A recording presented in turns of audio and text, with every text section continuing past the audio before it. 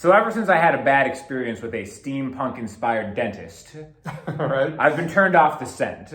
But my man here has reintroduced me to the glory with this, which is one of the most insane guitars I've ever seen. Why don't you introduce yourself and tell me a little about what we got in here? Yeah, so my name is Aaron. I play in a band called Save Me CJ, and I am an Emerald ambassador. And so this is a guitar from Emerald Guitars. We are in Ireland right now. We are. We're essentially in somewhat of a castle in Ireland. Yeah, it's like an old school mansion, I think. Yeah. Via castle. A little ridiculous. Yeah, you know. for sure. And I'm a little disappointed there's not enough steampunk going on, so you have a lot on your shoulders right now. A heavy burden indeed. Well, I got you covered with this thing. So this is a custom build from Emerald Guitars. Yeah, it's a one-off design. Alistair did this for me in 2015.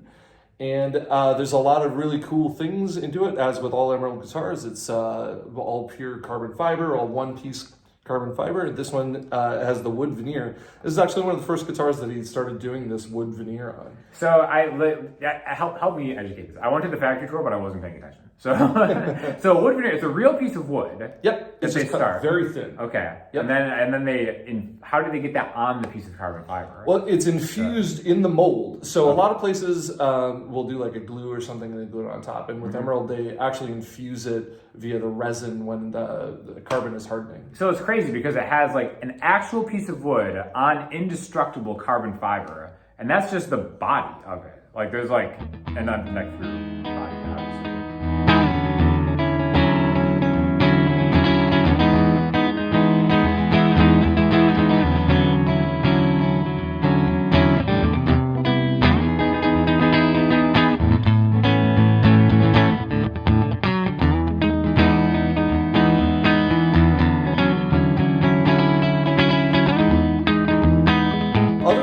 Just the materials, there's a lot of really cool kind of features for guitar players. Like obviously the most striking feature is you've got a bunch of gears and stuff. That's not really like the practical pieces, but there are some really practical pieces to this as well. So some of the things that we tried to put into the guitar are not just like it looks neat or whatever, but things that kind of innovate in the guitar space. Okay.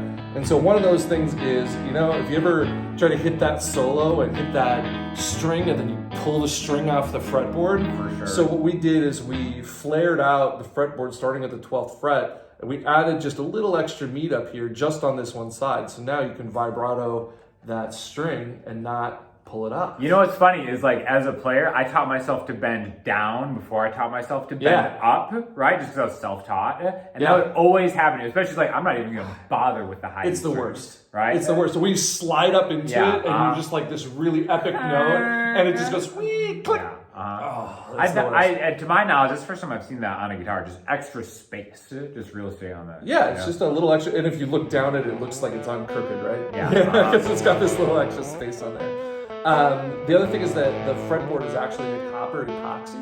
So it's a copper powder mixed with the epoxy. So it's the same way that they do all their other fretboards, but with the copper mixed in.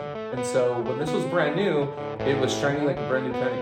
And then they tarnished over time with, actually, you can see all the little, like the wear you would get on a maple fretboard. Sure. It kind of just wears that same way. You can shine it back up if you want to. I just didn't, because I like it. What the heck here?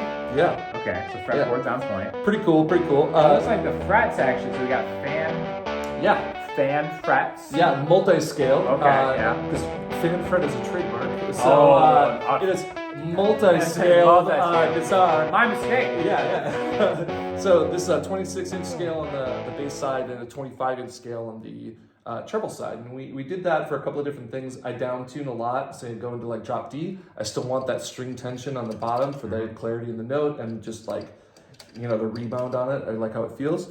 But I wanted the warmth of a shorter scale on the top. So we got a little lucky. We did the math, and 25 to 26 really just kind of lined it up tonally as well. So when you hit this, you don't get that warble in a bar chord because all of your overtones on it are really on point, just lined up. So we may actually plug this in later, by the way. Just a quick rundown of what we got going on here. Yep.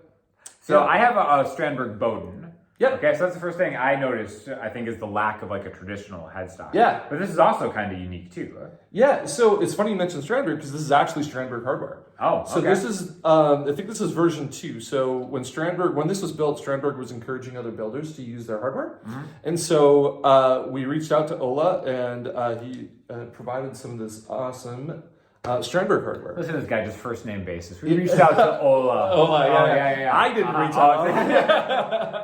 Yeah. But one of the things that I disliked about other headless guitars is they just kind of end, they just go straight off.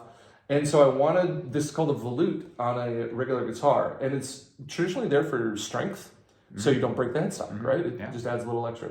Not needed on the carbon, but I like it because it gives that kind of finished feel to Totally. it. That's the thing about it's like my thumb just it's awkward when I get to the top. Right. So it makes me feel more like a traditional and this gives you kind of somewhere to put that, So I dig that. Plus you can hang it on a stand. That's necessary, yeah. Right. Especially not to talk too much about the Bowden, but I'm like, how do I put this on a stand? I can't hang it. I can't put it on the ground. It's so weird. So I'm glad you mentioned that too, because one of the things that we talked about a lot is a lot of the headless guitars are just cut, right?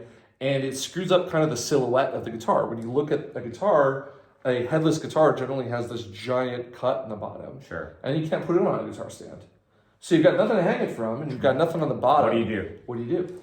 And so what we did is we did kind of this carve, and then what Emerald was able to do is just bend that veneer down. So this isn't cut here. This is still all one piece. And they just bent that veneer down, but then still exposed the carbon on this side. So that's one of my favorite things is that angle of that. Shout out to Alistair, and I'm like, this is he's really kind of been incredible. I don't want to give him too much credit because he's already got a big enough head, but this is a pretty impressive build. It's absolutely stunning. It took 18 months to design and build it, just because we literally it's from scratch. This is the only one. The knob is really interesting. Those are all little tiny watch gears that were cast in acrylic. Alistair even did that from scratch. Just absolutely everything. I don't even know what to say about that. Yeah. So obviously it's steampunk inspired. Any specific type of media or thing that inspired you? So I was always really into steampunk as a kid. I grew up reading H.G. Wells novels and things like that, right? So it's this kind of this Victorian futurism kind of thing. And what I told Alistair was I want this to be sitting in the study of Captain Nemo. Right? Okay. All right. Just if that's in the corner, if you had a shot of the Nautilus, right? And in the corner you saw this guitar sitting there, it wouldn't look out of place. Sure. Which is not so unlike where we are right now. Right. We're in a library. Guys, the place we're staying has a library. It's like the Rock Hill Estate. Yeah. Actually. Uh-huh. Yeah, this is pretty insane room. So that's what he worked with. He designed this from kind of the mind of an 1800s furniture maker that imagined what a guitar would be like in the future. That's such cool imagery.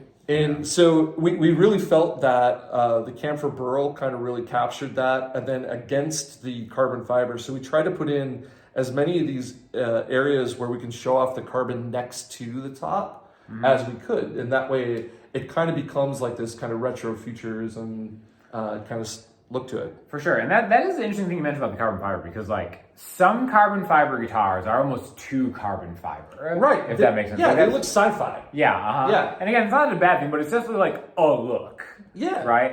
And then you have other carbon fiber guitars that are trying to look like an acoustic. But I think this is cool because it's the best of both worlds. You're kind of paying homage to the actual, pattern and design of the carbon fiber, but still bringing the wood veneer in. Right. Yeah. Some of the other more practical things. So the side dots are they're little brass tubing that he then filled with a glow in the dark material. So I have a sound guy who likes to go to black between each song, and so it makes it really difficult to go into the next song because you can't see anything. It's pitch black, right? Love that. And so the stage lights will actually charge up these little dots. We probably should have done that beforehand. I could show off the glow, but the stage lights will glow up will charge up these dots, and they'll glow pretty well. That's ridiculous. Also, the strap locks, we used a countersunk strap lock. So these are flush mount.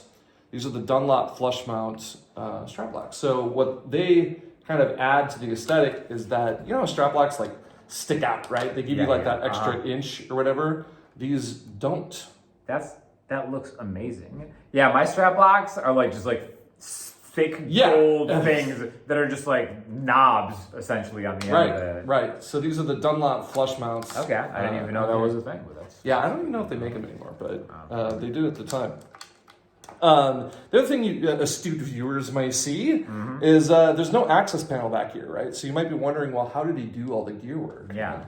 And so I talked to him about this actually just yesterday. Like some chip in the bottle stuff. That's exactly how he described it. Really? Yeah, he said he took tweezers and he had to drill the holes. He took tweezers. Tweezers in the soldering iron. And that's how he did that. That's insane. Yeah, wow. Absolutely. But one of the coolest features, and I think one of the most important features... You saved it for last. There we go. Come on. Get LEDs. Out of here. That's so cool. Because why not? Why not? So hold on. What are the pickups in there? Are these active pickups or? These are passive pickups. They're made by Lace. They're called Alumitone Standard Humbuckers. And they're basically like the sensors or they're the old kind of lipstick technology, if you will. Okay, so there's a 9-volt battery in here. Yeah, it's just and hidden it right just under powers here. the LED. That's all it does. How do you know how long like a 9-volt might last? Like, I think I counted up one time because I get months of shows out of them. Okay, I counted up. I get like 100 and 150 hours something like that out of them. So if you were playing a show and the 9-volt died during it, I would instantly start booing. That has happened to me. When it just starts to get really weak, and I just like a single tear slowly comes down my cheek. No, my power. The other hidden feature is the blue lighting actually is really great for glow in the dark. So if you ever want to charge up any glow in the dark using blue light, we'll have these on for the rest of this, and then right at the end I'll flip them off, and these will, turn them off. Sure. And the paint on the inside is actually glow in the dark too. So when I go on brakes, it glows green instead of blue. That's awesome. So what about the switching then? All right, so this is a single volume knob. This is just that's like the greatest volume knob I've ever seen in my life. When he asked me a question no one's ever asked me in my entire life. Now let's hear it. What do you want for a volume knob? Okay. It could be like a regular volume knob. Chicken head. It could be a lever. Oh. It could be a spigot. It could be like, man, what do you want for a volume knob is an open-ended question. And what I told him, I said, well, what if you did like an acrylic kind of dome, and then you just put a single gear in the bottom, and then I thought maybe the dome would magnify that gear, and it would look really cool. When you look at it, it would be really big. And he goes, oh, I think I got that. And then he built a machine out of watch gears and then cast it in acrylic, and that became the volume knob. I don't understand. But whatever. Yeah, before I got the guitar, the only picture of the entire guitar that I'd ever seen was that knob. Oh, wow. That's it. That's insane. Yeah. The other switch is a kill switch, but I have it wired backwards. Again, this is for practical purposes. This is brilliant. You told me this the other day. Yeah. So for practical purposes, because I got to gig this thing. I've been gigging it hard for 9 years. I've got, 800 shows or so on it. And the pickups, or the kill switch is wired backwards so that down is on and up is off. So if I'm really giving it a go here, I never accidentally go off with it. Worst case scenario is I hit it on an upstroke, but that would mean that I've got you've got worse problems if that's happening. Yeah. That's never happened. So it also makes it more natural when I need to do a kill switchy kind of thing, because then down is go, and we associate kind of that downstroke. So I can play on the beat instead of trying to time like a button on the off beat where it's silent. Amazing. Because I just couldn't wrap my head around it, to be honest. Okay, so cool. Make tools that make up for your inability to do something. That's what I say. And then pickup selector, just standard 3-way. Yeah, standard 3-way. Bridge middle or bridge both neck. Man, that's awesome. And again, you're talking about this the other day. So it being carbon fiber, you live in Fargo. Yeah, I live in Fargo, North Dakota. Pray for this man. Yeah. So. It's a lovely place if you can stand the weather. So we travel with a trailer, obviously, and it gets down to -20, -25 degrees, like air temperature.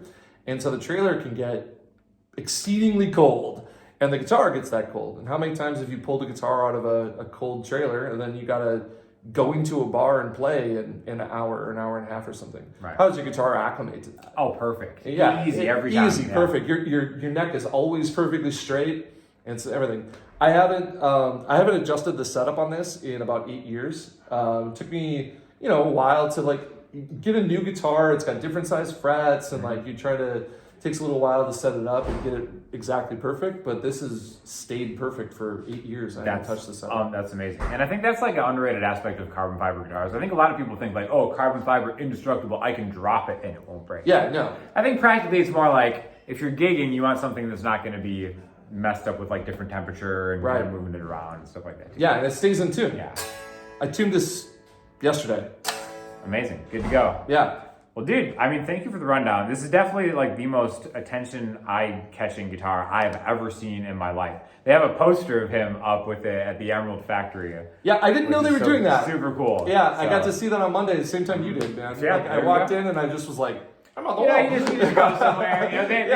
Yeah, same thing with me at like casinos. Yeah. They have like a poster, and other various businesses. You're walking around and there's like a star on the sidewalk with your name. Like, didn't know that. Schools. Yeah. Your poster everywhere. For sure. So you can kind of see the green now. Yeah, now I can see his green, man. Yeah. That's awesome. Well, dude, it's been a pleasure meeting you. Oh, we can chat a little bit. Yeah. Thanks I'll for link you guys to the band if you guys are interested because you rip for a little bit of ripping going on. A little bit of the. Yeah. And I think above and beyond, it's like if you ever think about doing a custom guitar with anybody, like put some thought into it because this is what happens, right? Some innovation and some thought. I think there's like it's a not lack custom of color. It's like, oh cool, I put like binding on like a strap. Like cool. Whoa, nice. Like this is a custom color, man, made for me. And I have guitars like that. Let's be real. Let's be honest. Like I have a custom that's just like all I customize is the color. But if you have an opportunity to make like a custom build with anything, put some thought in it because it pays off. You know what I mean? Like I can tell just by hanging out with you, like you're still excited about getting this guitar out. I'm super excited. Right? Yeah. Which is, that's why we all play guitar anyways. Yeah. So anyways, check out the music and thanks for watching.